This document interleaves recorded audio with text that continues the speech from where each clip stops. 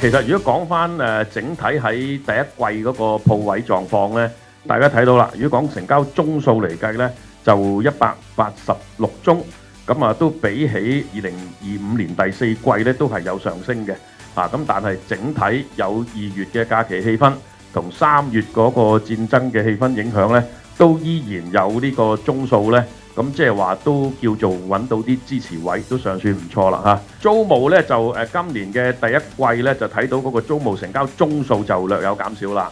因為始終喺租務嚟計呢，農曆年前同農曆年後呢，嗰個租務狀況都會差少少嘅。我哋睇一睇呢，就分區嗰個空置率嘅表現啊。咁其實我哋講5大核心區域呢，灣仔、銅鑼灣、尖沙咀、旺角呢，都錄到輕微空置率上升。咁即係話呢，咁其實營商環境都唔算特別理想咁連一啲比較核心嘅旅遊消費區呢，咁其實都係有啲壓力嘅。咁反而中環呢，就因為金融區呢，咁可能都係因為金融業務發展啊，即係股票啊、證券嗰啲業務都係理想呢，就反而中環一帶呢，嗰個商鋪呢，空置率就有些微嘅下調。咁啊睇翻非核心區啦，如果去到一啲新界地方呢，荃灣啊、屯門啊、元朗呢啲呢，就明顯地睇到呢，其實嗰個空置率呢，如果比起舊年呢，就上升咗嘅。咁亦都係反映到呢，就民生區域啊，或者係靠近關口嘅一啲地區呢，就受影響都開始會比較睇得到噶啦。好啦，咁我哋睇一睇第一季呢，我哋見到嗰個成交宗數就186宗。咁預計第二季呢，其實會比較穩定少少嘅，因為始終好多即係假期氣氛又好啦，即係戰爭嘅影響又好啦。對於我哋即係整個住宅市場就唔算有特別明顯嘅影響啦。咁而商鋪部分呢，咁估計呢都會因為個價格回落幅度大咁或者個回報率開始吸引呢，就會令到多咗投資者入市嘅。咁我哋估計第二季呢就會有上升啦，就去到210宗啦。咁而成交金額咧都預計會上升啦，咁去到38億。好啦，咁買賣價格咧就估計以而家個營商環境嚟計咧，都係會平穩啦。咁當然啦，有部分係即係可能有財困嘅一啲貨主啊，或者係心急想沽貨嘅人士咧，咁可能都會略為減價去遷就一下啲買家。咁啊，估計咧都係平穩至向下調5% 到啦。咁租務成交就會開始一路活躍㗎啦，因為過晒啲假期氣氛啊，即係喺暑假前呢都會係一個租務市場嘅旺季嘅。咁啊，估計喺第二季呢嗰個成交宗數會去到900宗啦。好啦，咁租金走勢呢就會有啲分野㗎啦。咁啊，估計核心區呢就會比較受惠多啲。咁啊，租金水平呢就可能由現階段平穩至到上升5% 到啦。咁非核心區受壓就比較大啲啦，因為始終北上消費嗰個影響啦，或者一啲網購嘅影響。咁啊，非核心區估計呢都係有機會下調幾個% 咁樣嘅。今年第一季寫字樓買賣成交宗數呢，我哋暫時錄到應該係234宗，比舊年第四季177宗呢就其實多咗30%多嘅。咁啊，但係咧買賣金額咧就有118億。其實118億第一季咧其實就唔算少嘅，即係平均咧每個月都40億嘅。值得一提咧就係目標商廈，即係甲級寫字樓咧成交宗數咧係明顯上升咗嘅。第一季咧我哋錄到有57宗，咁比舊年第一季咧31宗咧其實係多咗差唔多8成幾。第一季咧二手寫字樓嘅市場咧並唔係我哋想象中咁淡靜。第二樣嘢咧，講翻租務啦。第一季我哋錄到嘅寫字樓成交咧，講緊係1400幾宗嘅，咁啊同平時咧相若。咁啊第一季主力行業，咁大家應該都估到㗎啦。頭先就係頭先提過嘅金融行業，咁啊金融機構都而家開始陸續幾積極咧租入啲核心區嘅商廈，咁特別咧超甲級嘅寫字樓，個需求咧就更加係旺盛。我哋見到其實咧各區嘅核心區嘅空置咧已經係即係好明顯嘅下降趨勢。咁啊頭先提過啦，超甲級寫字樓咧更加非常低添，租金亦都有顯著回升。估計即係今年剩翻落嚟嘅時間咧，應該即係核心區個空置率應該會再慢慢有下調空間。咁所以咧，我哋暫時嘅睇法咧，同我哋年頭開記招都差唔多，都係審慎樂觀啦。咁啊買賣價格咧就相對都仲係受壓嘅。咁啊預計咧就2026年第二季寫字樓嘅買賣尺價會持平。咁但係頭先提過啦，一部分嘅優質寫字樓咧有機會上調5% 嘅空間。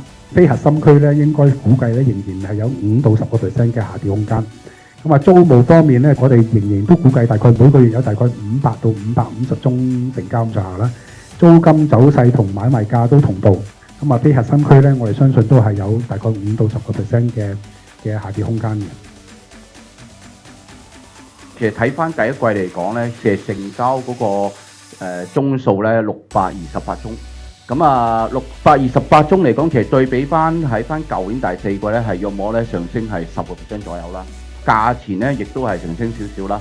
咁但係嚟講咧，其實大家可以留意下，佢雖然咧個宗數好似係上升咗，但係最主要嚟講咧係因為啲細價工廈差唔多接近50%咧係啲大概500萬樓下嘅。如果1000萬樓下嘅話咧，講緊係差唔多接咗80%。咁另一方面嘅話咧，我哋亦都可以睇到咧，就而家市場上嚟講咧，近期啦，亦都多咗好多活化工廈1.0。當年係申請做活化工廈做寫字樓咧，開始咧去申請呢個學生宿舍啦。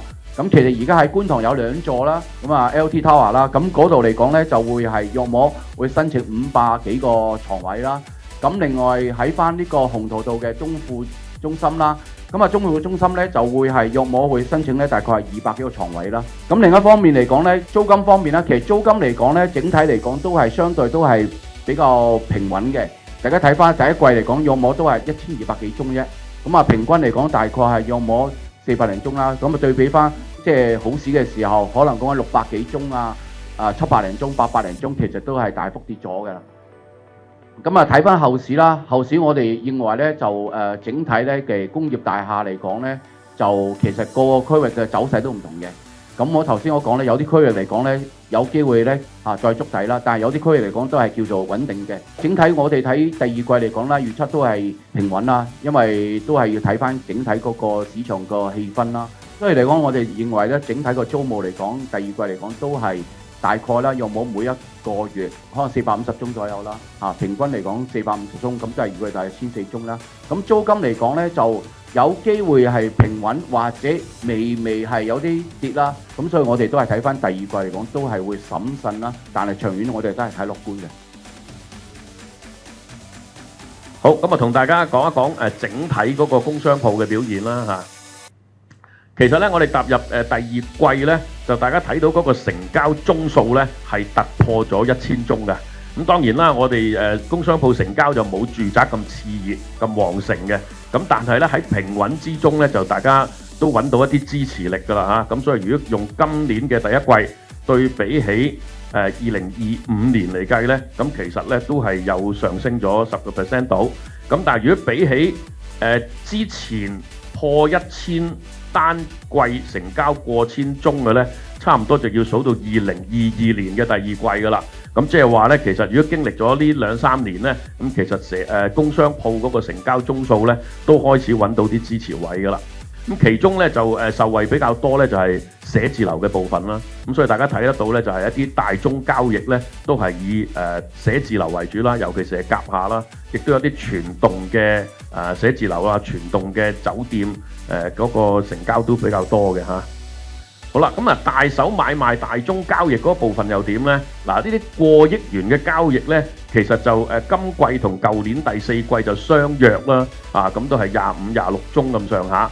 咁銀碼當然有些微嘅下調啦，因為始終喺舊年第三季有啲大宗交易去登記，咁啊剛才有提及過阿里巴巴即係70幾億買咗One Causeway Bay 嗰度上半棟咁樣，咁呢個呢就其實整體嗰個成交金額係已經係幾理想㗎啦。如果大家睇到140幾億嚟計呢，都係去到差唔多2023年啊嗰啲。